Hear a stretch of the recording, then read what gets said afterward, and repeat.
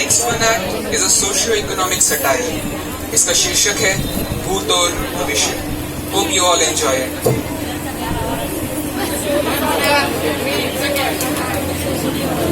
भारत ही नहीं बल्कि पूरी दुनिया के न्याय तंत्र के इतिहास में यानी कि जुडिशियल हिस्ट्री में ऐसी घटना पहले कभी नहीं घटी।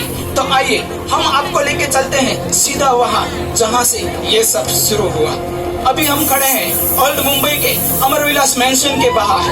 ये एक पैरानॉर्मल एक्टिविटीज के लिए बदनाम है। ये एक हॉन्टेड हाउस है। हमारी क्रू ने बड़ी साहस के साथ इस डॉक्यूमेंट्री के कुछ महत्वपूर्ण हिस्सों को कुछ खास थर्मल कैमरास की मदद से शूट किए हैं। तो दर्शक कृपया अपने विवेक से काम ले। तो आइए हमारे साथ।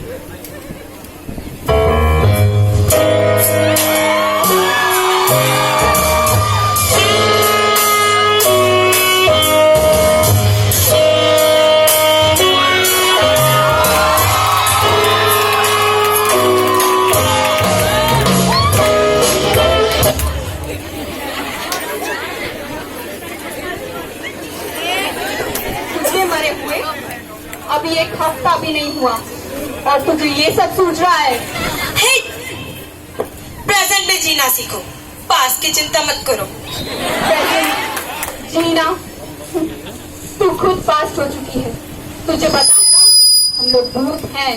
भूत, पास्ट, भूत। जब जिंदा थे तो भूत और भविष्य की चिंता करते करते चिता तक पहुंच गए। अब मरकर तो लेट मी लीव। और हाँ, डोंट कॉल मी भूत, कॉल मी स्पिरिट। आत्मा, स्पिरिट, आत्मा, स्पिरिट, आत्मा।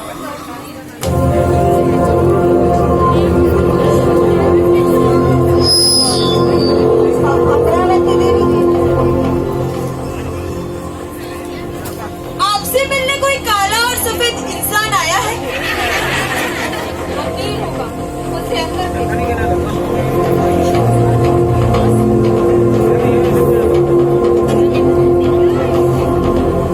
आइए वकील साहिबा, मैं अमरावती देवी।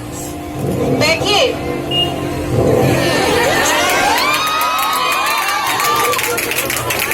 घबराइए नहीं, हम भूतों की सिर्फ इमेज खराब है, बाकी इंसानों से हम कम हानिकारक हैं। मुझे यहाँ बुलाने का कारण? कारण 3। पहला, आप जिंदा हैं। दूसरा, आप वकील हैं। और तीसरा, आप भूतों से, मेरा मतलब है स्पिरिट से बात कर सकते हैं। मैं कुछ समझी नहीं। Let me explain. हम इंसानों पे केस करना चाहते हैं।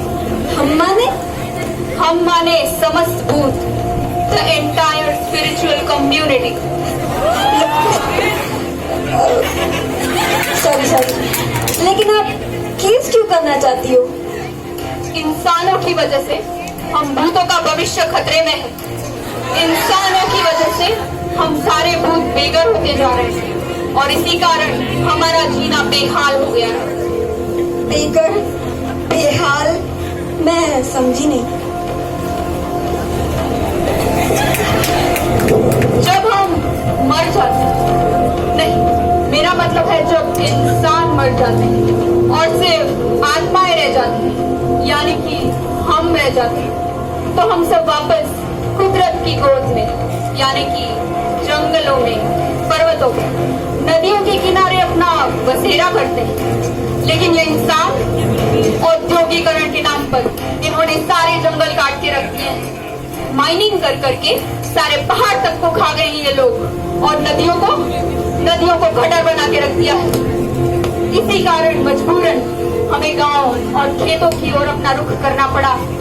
लेकिन ये इंसान वहां भी अपने हाईवेज और फैक्ट्रीज लेके पहुंच गए और हमें वहां से भी निकलना पड़ा।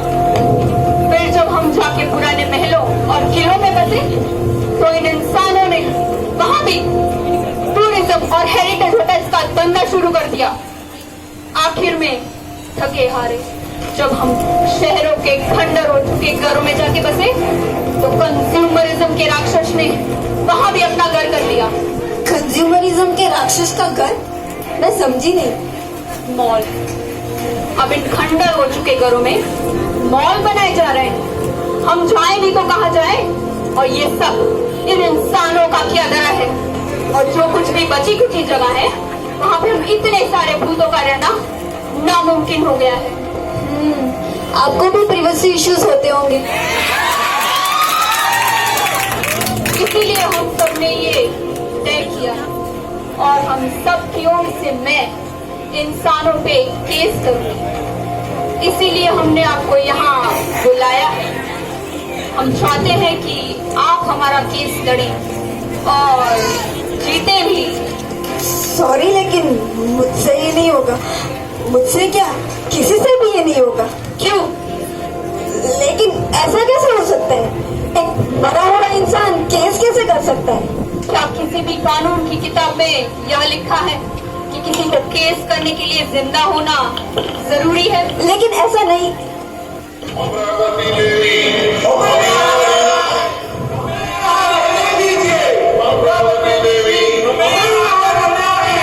लगता है और आत्माएं यहाँ रहने आई हैं।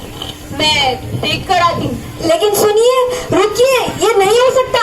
आप ये केस नहीं कर सकते।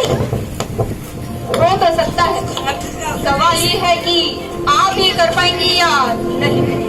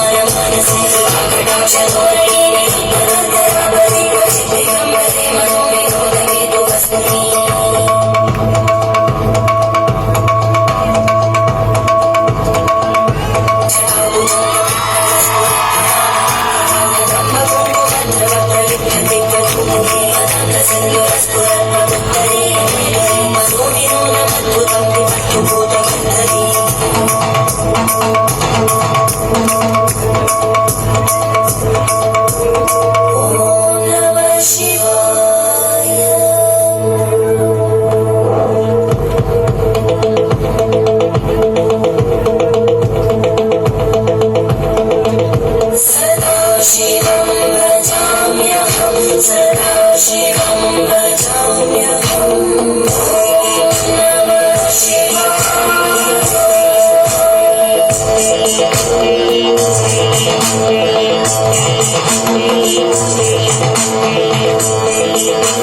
सहस्रोजन प्रवृत्ति शेषलेख शेखर प्रसूल धूलि धोरणि धूसरावृतं सुन्दराय मालयाय बद्धजाट चूडकक्षयै चिराय जायतां च घोरबन्धु शेखर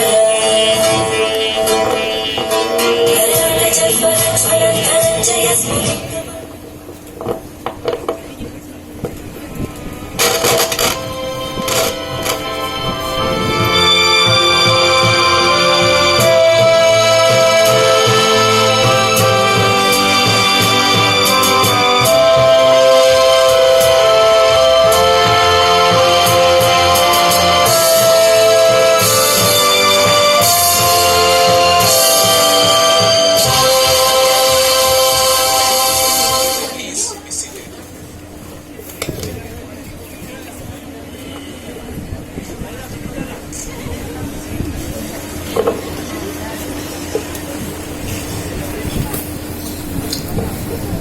ऐसा कैसे हो सकता है? एक मरा हुआ इंसान आखिर कैसे केस कर सकता है? एग्जैक्टली माय लॉर्ड, लगता है मेरे काबिल दोस्त की दिमागी हालत कुछ ठीक नहीं है। और वैसे भी कहाँ है आपके क्लाइंट? मेरा मतलब है विक्टिम। माय लॉर्ड, वो आपको नहीं दिखेंगे और ना ही किसी और को, वो सिर्फ मुझे ही दिखते हैं। अच्छा, और ये कोर्ट आप पे यकीन क्यों करे?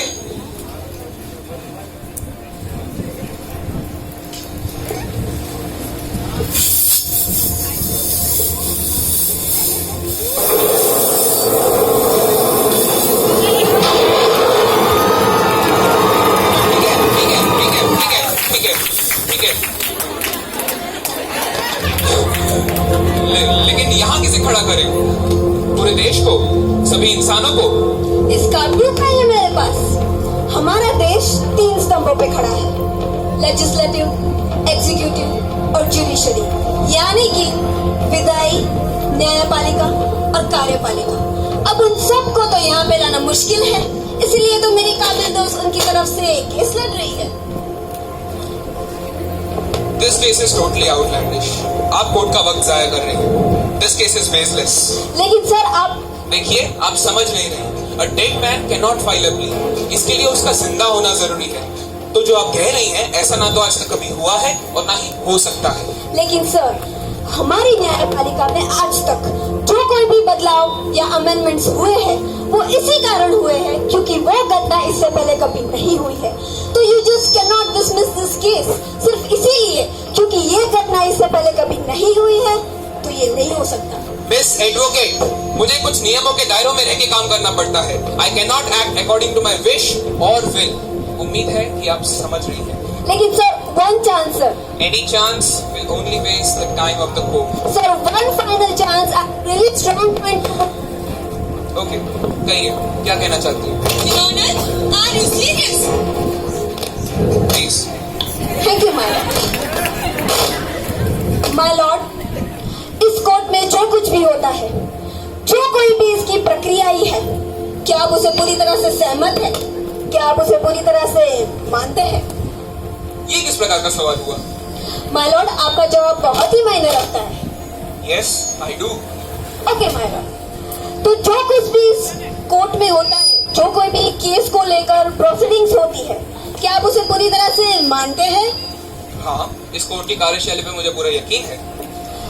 ओके सर, तो जब भी इस विटनेस बॉक्स में किसी को बुलाया जाता है, तो उसे भगवत गीता पे हाथ रख के ये शपथ लेने को कहा जाता है कि मैं जो भी कहूँगा सच कहूँगा और सच के सिवा कुछ नहीं कहूँगा। तो मैं ये मान सकती हूँ कि भगवत गीता में जो कुछ भी लिखा है उस पे आप विश्वास रखते हैं। जी हाँ। तो इसी भगवत गीता के दूसरे अध्याय के 23वें श्लोक में लिखा है, नैनम चिंतन्ति शस्त्राणि नैनम दहाति पवक न चैनम क्लेदयन्ति अपो न सशुयति मरुत। अर्थात आत्मा अमर है, शरीर नाशवंत है। मुझे पता है, but what's your point? Exactly my point sir, कि आत्मा अमर है, तो जो अमर है वो मर नहीं सकता और जो मर नहीं सकता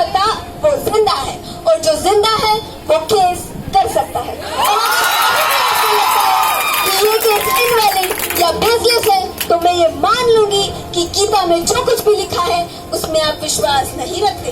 That's all, Your Honor.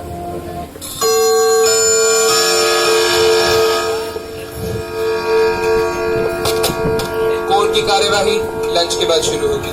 The court is adjourned.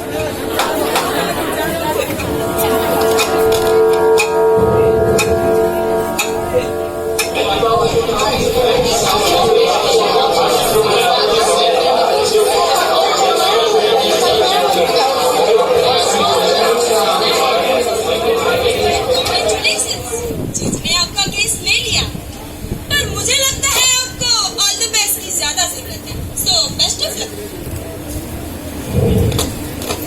घबराइए नहीं वकील साहिबा, आपने पहला पड़ाव पार कर लिया और वैसे भी ये तो धर्मस पतो जय।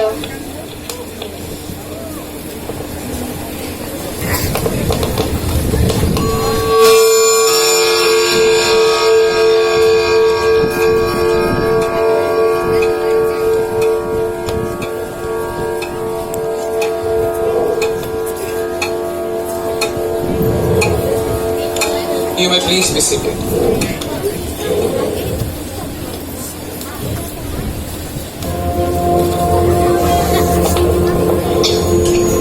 Prosecution अपना ओपनिंग स्टेटमेंट दें।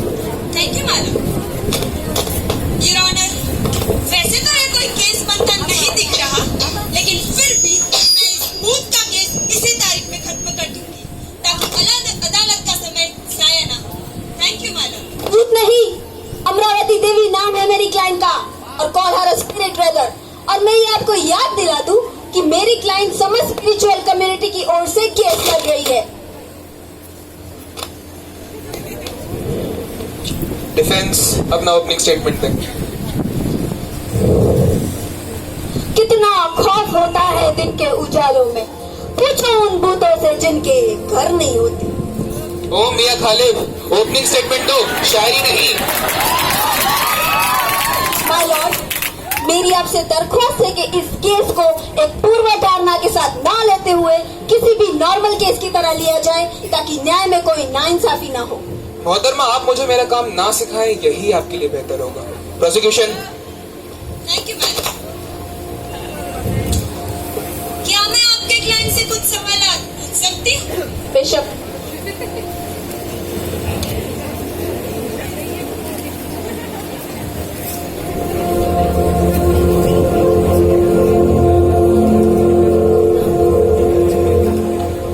मैं सुन रही हूँ, कहिए क्या कहना चाहती हैं आप? चाचा, जंगल में मोर नाचा किसने देखा?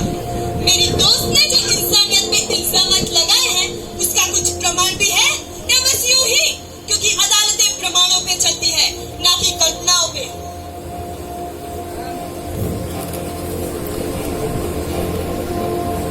Defence. Thank you my lord. प्रमाण। My lord, United Nation Environment Programme की रिपोर्ट, इसके अनुसार 1200 से ज्यादा वैज्ञानिक और 160 देश की सरकार ने यह माना है कि हम अपनी प्राकृतिक संपदाओं को इस तरह से बर्बाद कर रहे हैं कि कुदरत उसकी भरपाई नहीं कर पा रही है। ये एक दूसरी रिपोर्ट, इसके अनुसार 1 लाख स्क्वायर किलोमीटर की जमीन औद्योगिकरण, कंज्यूमरिज्म और शहरीकरण में खो रहे हैं। अगर यही जारी रहा तो आत्माओं को तो क्या, हम इंसानों को भी मॉल में रहना पड़ेगा, या फिर फैक्ट्रियों में, और या फिर चांद पर। ये एक और report my lord, United Nation food and agriculture organisation की रिपोर्ट के मुताबिक हर साल 2 करोड़ एकड़ के जंगल हम यूं ही खो रहे हैं। इन सभी रिपोर्ट से यह साबित होता है कि जो कुछ भी हो रहा है वो गलत हो रहा है और मेरी क्लाइंट को न्याय मिलना चाहिए। That's all, Your Honor.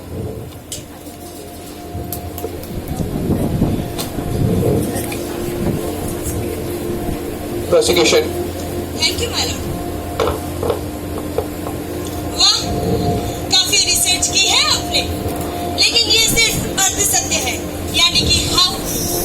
आप कोर्ट को ये क्यों नहीं बता रही कि इसके कारण इंसानों का कितना विकास हुआ है, वरना हम और आप अभी भी किसी जंगल की गुफा में रह रहे होते। और हाँ,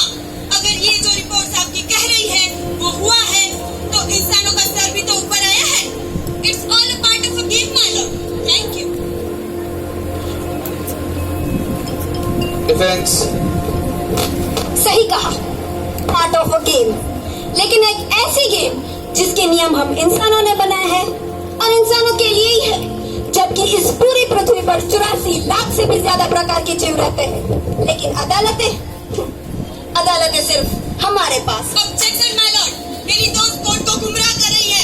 objection overruled. Thank you my Lord.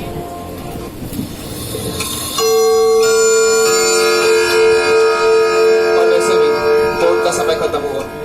Court आपको अगली तारीख देती है। The court is adjourn. अगली तारीख।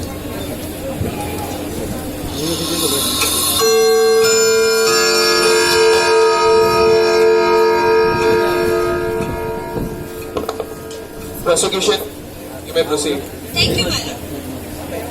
अमरावती देवी, जो कुछ साल पहले तो इंसान थी, तब उन्हें इन आत्माओं की रिहेबिलिटेशन की चिंता नहीं हुई, और अब जब लिटरली उनके पैरों तले जमीन खिसकती हुई दिखी, तो ये आई है इन्हीं इंसानों पे केस करने। क्या इसका कोई जवाब है आपके पास? मैं आपको जवाब दूं इससे पहले मेरा आपसे एक सवाल। पहले आप मेरे सवाल का जवाब दें। इत्मीनान रखिए, आपके जवाब में ही मेरा जवाब है। हाँ तो बताइए, कोर्ट और कानून किस काम के लिए? अपराध को खत्म करने के लिए या अपराधी को? बेशक अपराधी को। शुक्रिया। तो यही मेरा भी जवाब है। माना कि मेरी क्लाइंट जब इंसान थी तब वो भी इस गुनाह में शामिल थी, लेकिन मरने के बाद उन्हें अपनी गलती का एहसास हुआ और उन्होंने यह फैसला लिया। और जो कोई भी काम अच्छे के लिए हो वो बुरी कैसे हो सकती है?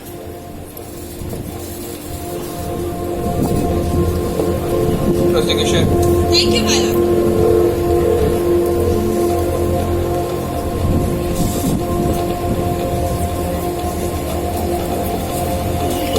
अमरावती देवी, आपको क्यों लगता है, क्या कारण है आपके पास कि आप ही के साथ अन्याय हो रहा है? आप लोगों की किसी को नहीं पड़ी, चिंता नहीं? कारण बिल्कुल स्पष्ट है, और वो ये कि ना तो हम वोटर हैं, ना ही हम व्यूअर हैं, और ना ही हम उपभोक्ता हैं। मतलब ना ही हमसे वोट बैंक बनता है, ना ही हमसे टीआरपी बढ़ता है, और ना ही हमसे कंज्यूमरिज्म चलता है। तो स्पष्ट है कि अगर आज के जमाने में अब ये तीन नहीं तो आप है ही नहीं, आपकी कोई सुनेगा ही नहीं। न्याय तो दूर की बात है, और इंसाफ पाने के लिए चीजों का लीगल होना जरूरी है, ना कि सही होना।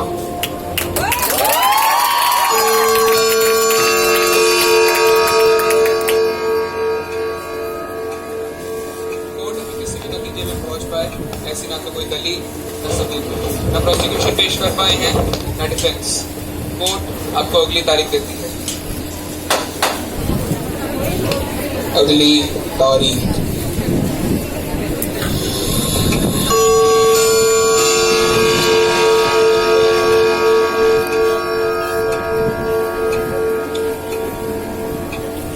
Prosecution, you may proceed. Thank you your honour.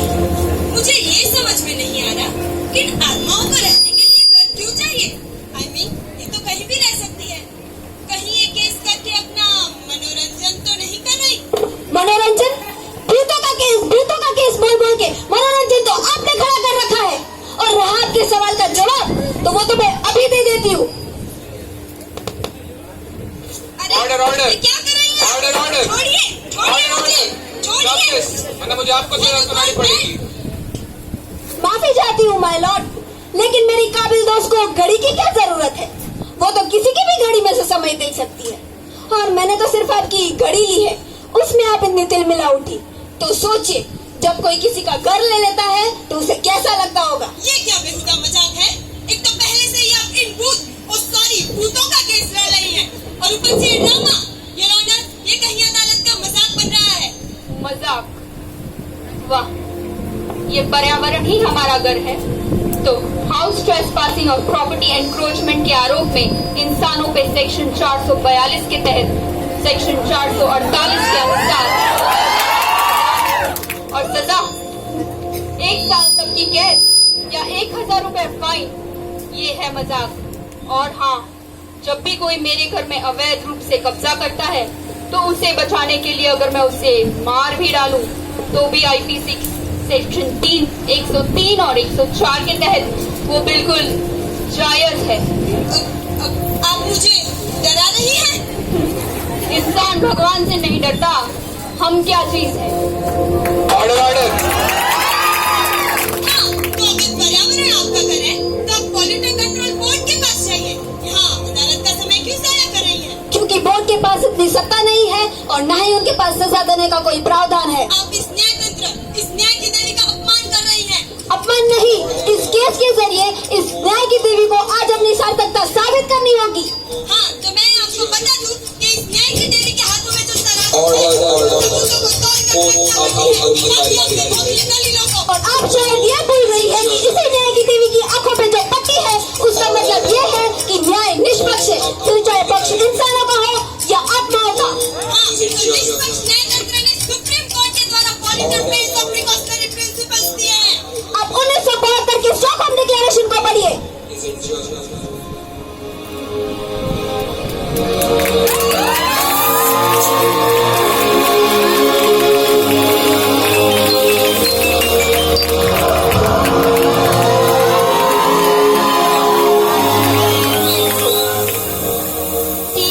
बदल चुके हैं, सरकार ने कितनी ही कमेटियां बनाई।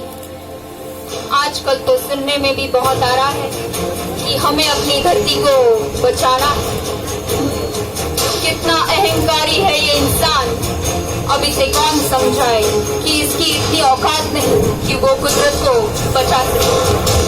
कुदरत तो इंसानों के आने के करोड़ों वर्ष पहले भी थी और इंसानों के चले जाने के बाद भी रहेगी। बचाना तो इंसानों को खुद को है। अब तक हम भूतों के भविष्य का तो कोई फैसला नहीं हो पाया है, लेकिन क्या आपको डर नहीं लगता कि आपके भविष्य का क्या होगा?